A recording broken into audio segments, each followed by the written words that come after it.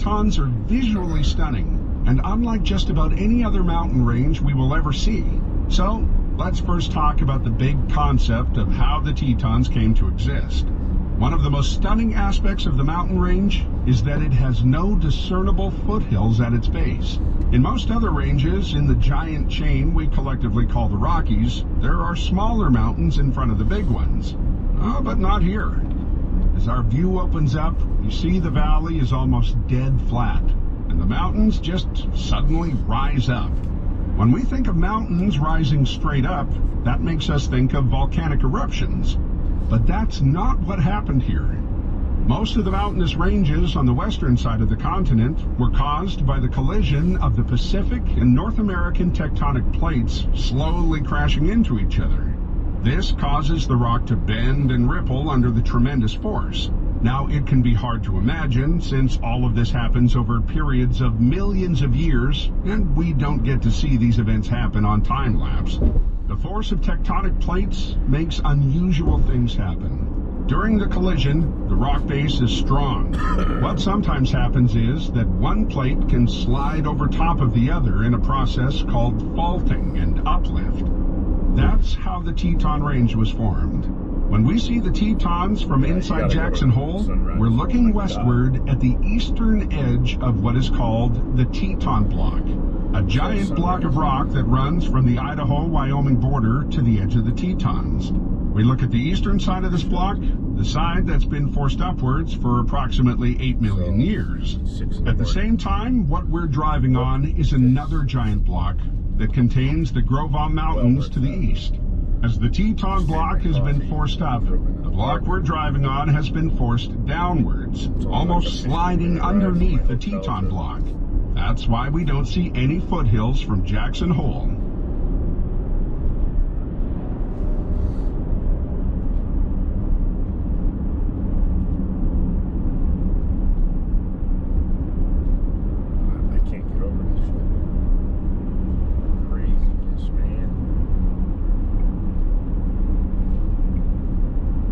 Pretty good wine store. This is also the place where we'll find a number of adventure companies like float trips and bicycle rentals. On the other side of the bridge is the visitor center. Trust me, you can't miss it. If we don't have a park pass already, there's an entrance station just a little further along.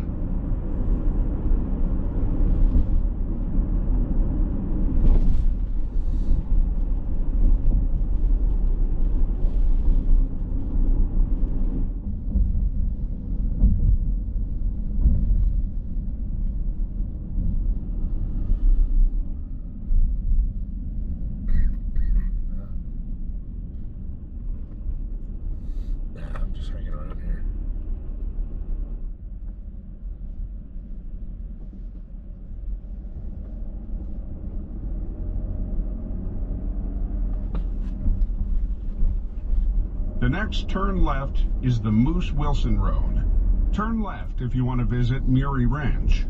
It's also the scenic way to the town of Wilson and to the Teton Village at the base of the Jackson Hole Ski Resort.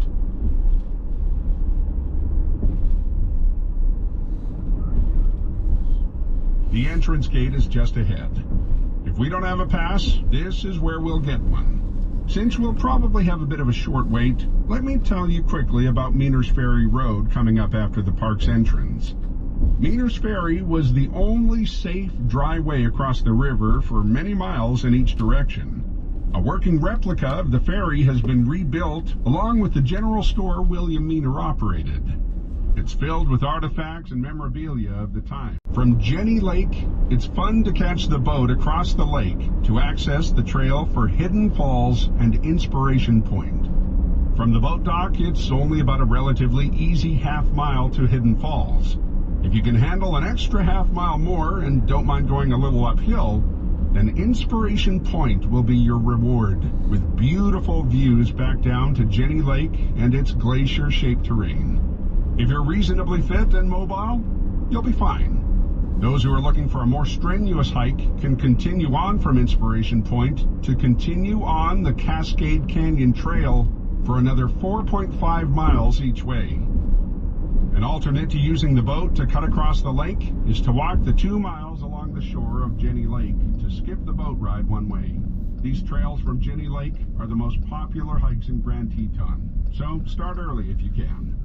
The further away from Hidden Falls you go, the thinner the crowds get. Other day hikes that I like in the park that aren't too difficult for most visitors include Two Ocean Lake, Death Canyon, and Phelps. Dehydration is much faster at this altitude. Be prepared for sudden weather changes in the mountaintops too. It can be sunny and warm in the morning, only to see a cold, wet, or even a little sleet or snowstorm roll through in the afternoon. Also recommended, bear spray on the less busy trails. Yes. Most of the time people are arriving and leaving, so it's worth trying our luck a little closer to the visitor center. If it's really packed and no spaces are available, there is just a little more parking on the south side of Cottonwood Creek. We'd have to go back onto Teton Park Road again, turn right, and then take the first right to get to those small extra parking areas. Finding a space here where we are now is a bit of a better option, so just a little bit of patience is best. If we're going for a walk or a hike, I sure hope you have a great time. The visitor center here has great displays and helpful staff. Follow the signs for the boat dock, then Jenny Lake Trail and the general store. Enjoy. And don't forget to turn me back on when you come back.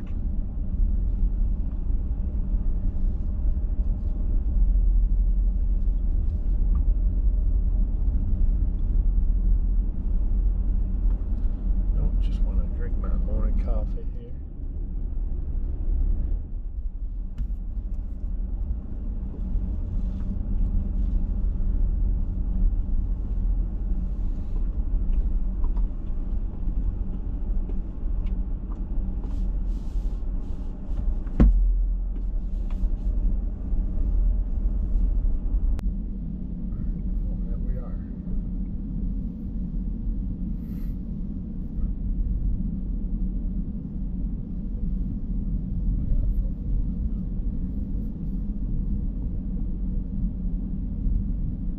Just about a half mile, we should turn into the Cathedral group turnout. I'll still be talking as we reach the turn, but let's make sure we stop in. This view doesn't seem any more special than many of the others that we've seen, but it's our best vantage point for a feature that tells us that the growth of the Tetons is still active. Look about 15 to 20% up from the base of the slopes, and you might be able to make out a long, curved-looking depression into the mountain. Its best giveaway is that it has a different shadow than the area around it. The sign at the viewpoint will help you to know what to look for. This is called a scarp, and it shows us the Teton's fault line. This is the place where the land breaks, where the Teton Range pushes up and the land below sits or even drops. This movement is caused by regular earthquakes. The scarp we're looking at here above String Lake is about 100 feet tall. It's believed this shows how much vertical movement there's been in the last 14,000 years. Between the earthquakes that caused the fracture to grow, the wind and rain help fill the fracture with soil and sediments. Turn in if we haven't already, and hopefully the light is just right so we can easily see the scarp. Imagine how after a fresh earthquake, the top part would be torn upwards, and we would most likely then see what would look like a fresh, but not particularly tall, new cliff face. Pretty String Lake. After that point, the road becomes one way, continuing the way that we're going now. If we want to turn around and go back, use the parking area to turn around. But really, I think it's worthwhile to keep going and complete this short road and see the next excellent viewpoint. Enthusiastic hikers know that the trailheads for two rewarding hikes, the Paintbrush Canyon and Lee Lake Trails, start from the String Lake parking lot. Unless we're here on a hiking mission, we don't have to do those. But there is a very short lakefront trail here that can offer some very nice photos. After String Lake, we'll quickly arrive at Jenny Lake Lodge. Unless we're guests at the lodge, there isn't really a strong reason for us to stop and visit.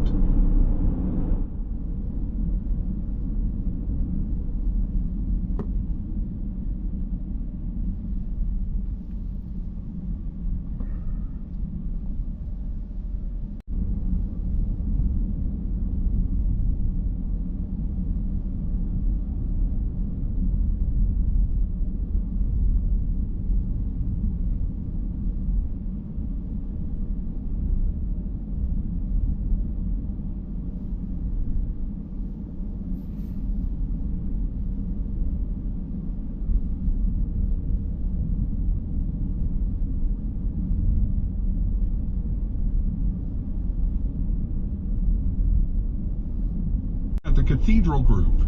That's a collective name for 8 prominent peaks, all over 12,000 feet in elevation. Well, I lie. The smallest of the group is 62 feet short of 12,000. The biggest of them all is, of course, Grand Teton at 13,770 feet. The lake is at 6,800 feet. So the top of Grand Teton is a 7,000-foot vertical rise. There are bigger mountains in the Rockies, but what makes the Teton so spectacular? That immense vertical rise from the valley floor. Enjoy the view.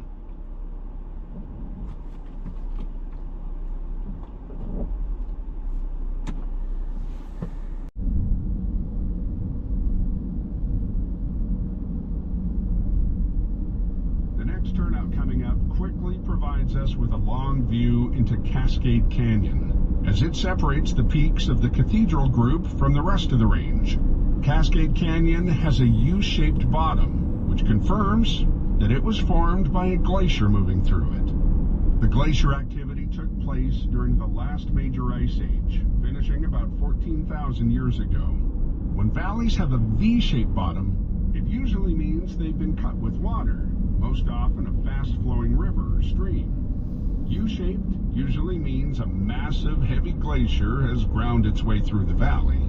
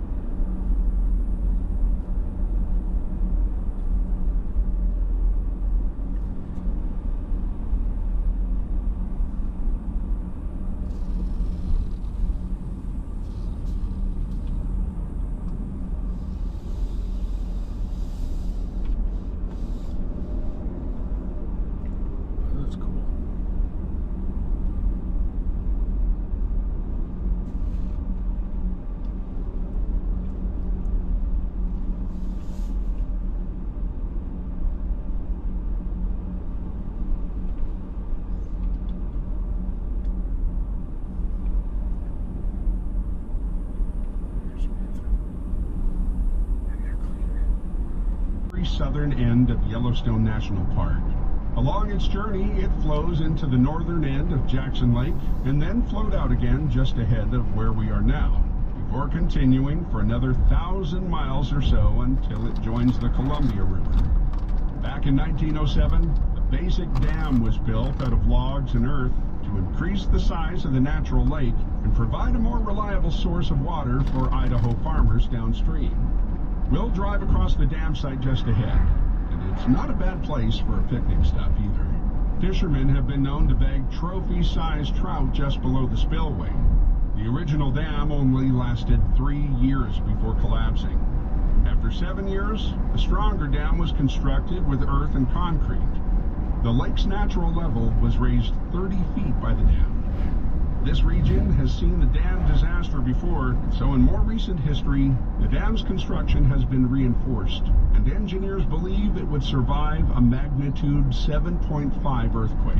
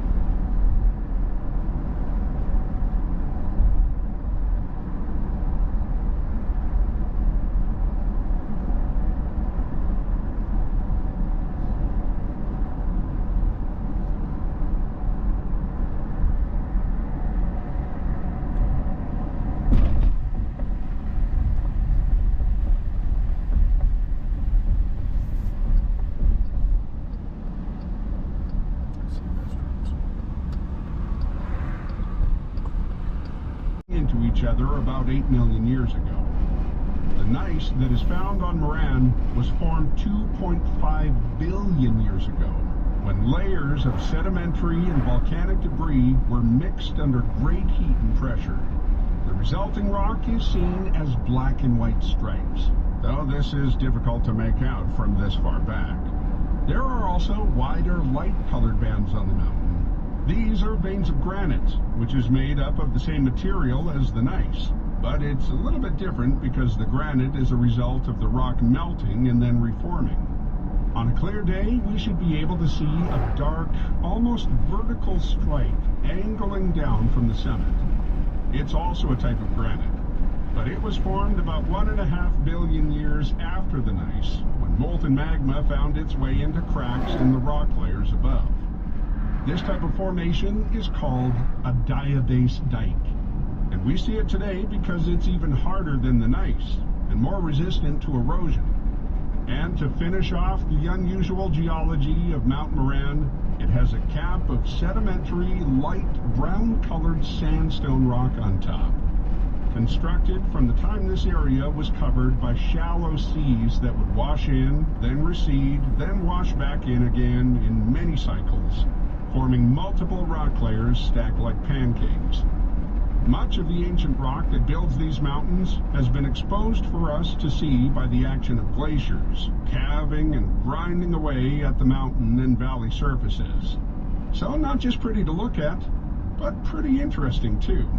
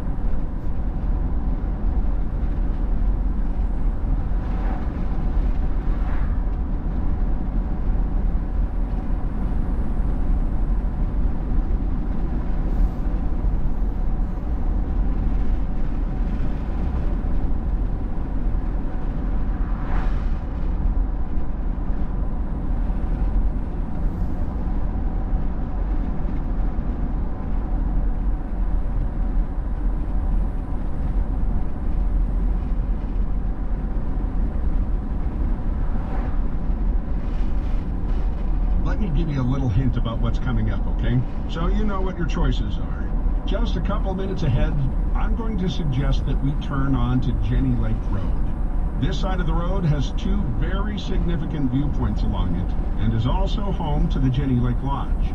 The road will eventually bring us back to Teton Park Road, about 4 miles further south than we are now. After we rejoin Teton Park Road, we will very quickly arrive at the Jenny Lake Visitor Center, which is also the place where we can join the Jenny Lake boat, which cuts across the lake to where the popular hikes begin for Hidden Falls and Inspiration Point. After we leave Jenny Lake, we have a few more excellent viewpoints to visit as we make our way towards the town site of Moose. There are at least 4 good things to see in and around Moose, so it's worth taking some time to explore. I'll tell you about those things as we get a little bit closer. After Moose, we'll have choices to continue toward Jackson or turn north again to use Highway 26, 89, or 121 to loop back towards Jackson Lake. All in all, the non-stop driving time from here to Moose is only about 15 minutes. But we should spend a whole lot longer than that. Stop and see the interesting places along the way. Look at that. My God.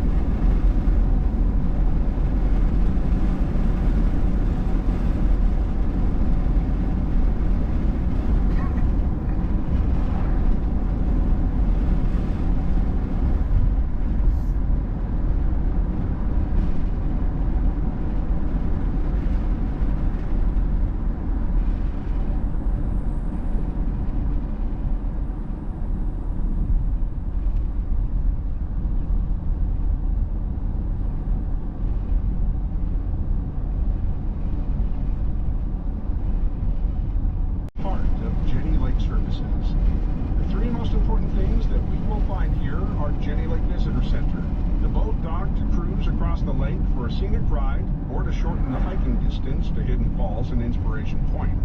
You can purchase boat tickets at the dock, or if we like the idea of the free, flat, and pretty shoreline hike to the trailheads, then park and join the trail from here too. Let's turn in. This is also the location of the Jenny Lake Campground.